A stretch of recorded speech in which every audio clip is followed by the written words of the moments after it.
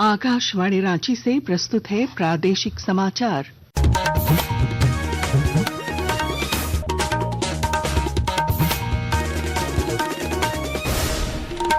नमस्कार, प्रादेशिक समाचारों के साथ मैं पूनम केरकेट्टा। पहले मुख्य समाचार। राज्य कैबिनेट ने झारखंड राज्य विश्वविद्यालय विधेयक 2025 को दी मंजूरी। राज्य में अब कुलपतियों की नियुक्ति का अधिकार सरकार के पास।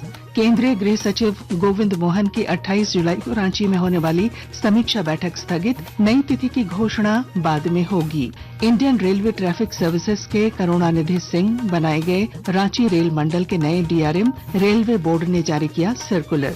राज्य में आज से 28 जुलाई तक भारी बारिश की चेतावनी।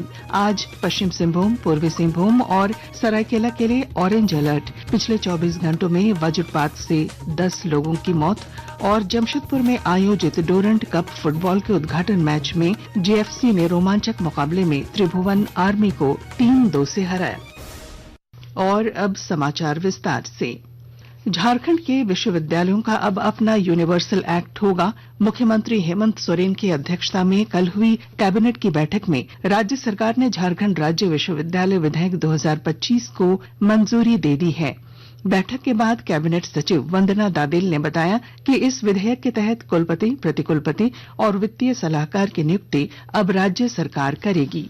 झारखंड राज्य विश्वविद्यालय विधेयक 2025 के गठन के संबंध में इसमें मुख्य रूप से इसमें सभी विश्वविद्यालयों के लिए अभी वर्तमान में अलग अलग एक्ट्स बने हुए हैं। इन सब के लिए एक अम्ब्रेला एक्ट लाए जाने का प्रस्ताव है हमारे मेडिकल और एग्रीकल्चर वाले यूनिवर्सिटीज को छोड़ करके। और इसमें मुख्य रूप से जो भी नियुक्तियां होंगी उसके लिए अलग से एक state service university service commission के गठन का प्रस्ताव है। मंत्री परिषद की बैठक में राज्य भर में चल रहे अटल मोहल्ला क्लिनिक का नाम बदलकर mother Teresa advance health clinic करने का भी निर्णय लिया गया। अटल मोहल्ला क्लिनिक का नाम बदलने के निर्णय पर भाजपा ने तीखी आपत्ति जताई है। पार्टी के प्रदेश प्रवक्ता अजय शाह ने इस फैसले को तुच्छ मानसिकता और विकृत राजनीतिक सोच का प्रतीक बताया।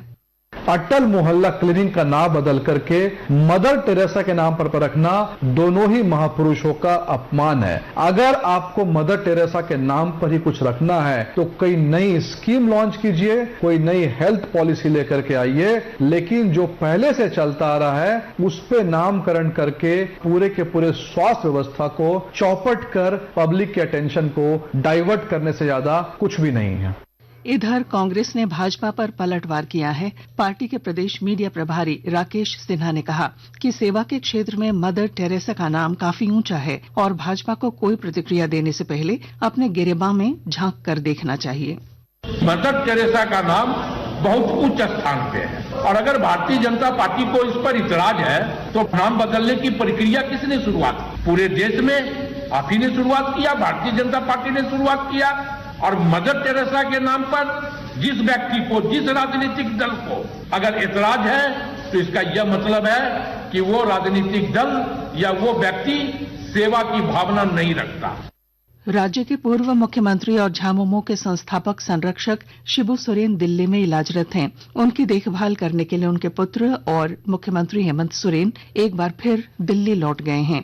इससे पहले उन्होंने कल मंत्रिपरिषद की बैठक के बाद पत्रकारों से बातचीत में कहा कि गुरुजी ने कई जंग जीती हैं। उम्मीद है कि यह जंग वे जीत जाएंगे। गुरुजी ने कई जंग जीते हैं और ये भी जंग जीतेंगे, ये हमें पूरा उम्मीद है। फिलहाल तो डॉक्टर लोग के अंदर में वो इलाजरत हैं, थोड़ा वक्त लगेगा। केंद्रीय गृह सचिव गोविंद मोहन की 28 जुलाई को रांची में होने वाली बैठक स्थगित हो गई है। इसकी पुष्टि राज्य की गृह सचिव वंदना दादेल ने की है। उन्होंने बताया कि फिलहाल बैठक टल गई है और इसके लिए नई तिथि बाद में तय की जाएगी।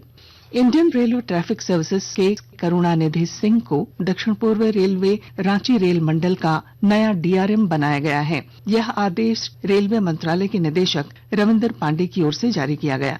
आदेश पत्र मंत्रालय ने राष्ट्रपति की स्वीकृति के बाद जारी किया है। श्री सिंह जसमीत सिंह बिंद्रा की जगह लेंगे। श्री सिंह वर्तमान में पश्चिमी रेलवे में कार्यरत हैं। आकाशवाणी के ताजा तरीन समाचारों के लिए आप हमारी वेबसाइट news.on.air.gov.in पर लॉग ऑन कर सकते हैं। ताजा समाचार X handle @AIR news alerts और Facebook page All India Radio news पर भी उपलब्ध है। आप प्रादेशिक समाचार एकांश के एक्स हैंडल @AIR न्यूज_रांची और Facebook page Akashvani news Ranchi, Instagram page तथा YouTube channel AIR news Ranchi पर भी हमारे बुलेटिन सुन सकते हैं। प्रादेशिक समाचार आप आकाशवाणी रांची से सुन रहे हैं। झारखंड संयुक्त असैनिक सेवा की लिखित मुख्य प्रतियोगिता परीक्षा 2023 के सफल उम्मीदवारों के साक्षात्कार के बाद अंतिम परीक्षा फल प्रकाशित कर दिया गया है। परीक्षार्थी आयोग की वेबसाइट www.jpsc.gov.in पर देख सकते हैं। मोती की खेती कम लागत में बहुत अधिक मुनाफा देने वाला व्यवसाय है। रांची के बुधन सिंह पूर्ति मोती की खेती से न केवल स्वयं आर्थिक उन्नति की है, बल्कि दूसरों को भी ये हुनर सिखाकर उन्हें आत्मनिर्भर बनने में सहयोग कर रहे हैं। विस्तृत ब्यौरा दे रहे हैं हमारे संवाददाता। रांची के बुधन सिंह पूर्ति मैकेनिकल इंजीनियर हैं, लेकिन नौकरी में इनका मन नहीं लगा। आखिरकार इन्होंने मोती की खेती में करियर बनाना तय किया और उसके लिए जरूरी ट्रेनिंग ली। बुधन सिंह पूर्ति की माने तो वे मोती की खेती से सालाना 32 लाख रुपए कमा रहे हैं। यही नहीं, अपने व्यवसाय से वे करीब 400 युवाओं को रोजगार भी दे रहे हैं। बुधन सिंह पूर्ति ने अब तक 800 से अधिक लोगों को मोती की खेती का प्रशिक्षण दिया है, जिसमें करीब 332 सफलतापूर्वक मोती उपजाकर लाभान्वित हो रहे हैं। कर्मवीर, आकाशवाणी समाचार, रांची। कुछ संक्षिप्त खबरें। पूर्वी रेलवे के प्रमुख वाणिज्यिक प्रबंधक उदय शंकर झा ने कल गिरिडीह रेलवे स्टेशन का निरीक्षण किया। निरीक्षण के दौरान उन्होंने स्टेशन पर यात्रियों को दी जाने वाली सुविधाओं की जांच की।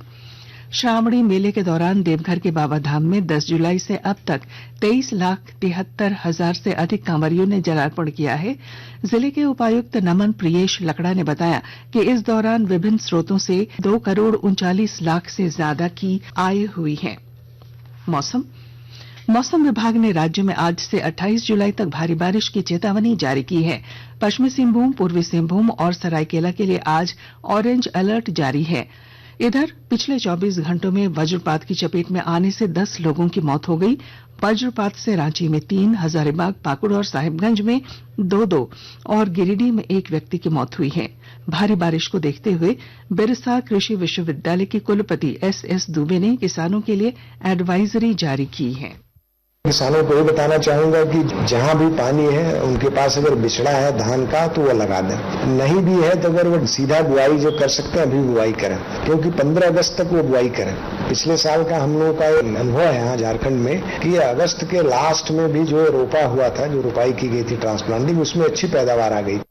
134वें इंडियन ऑयल डूरंट कप के ग्रुप सी के पहले मुकाबले में कल जमशेदपुर FC ने रोमांचक मुकाबले में नेपाल की त्रिभुवन आर्मी FC को 3-2 से हराकर विजयी आगाज किया। और अब अखबारों की सुर्खियां। रांची से प्रकाशित सभी प्रमुख अखबारों ने राज्य मंत्रिपरिषद की बैठक में लिए गए फैसलों की खबर को प्रमुखता दी है। दैनिक भास्कर ने लिखा है, रिम्स में 173 सीनियर रेजिडेंट के लिए निकला विज्ञापन, 4 से 8 अगस्त तक होगा इंटरव्यू। हिंदुस्तान के शब्द हैं, रांची सदर अस्पताल में बनेगी 200 बेड की super speciality unit. Prabhat Khabar लिखता है, पूर्व विधायक अंबा प्रसाद से जुड़े मामले में ईडी ने डीएमओ से लिए अहम दस्तावेज।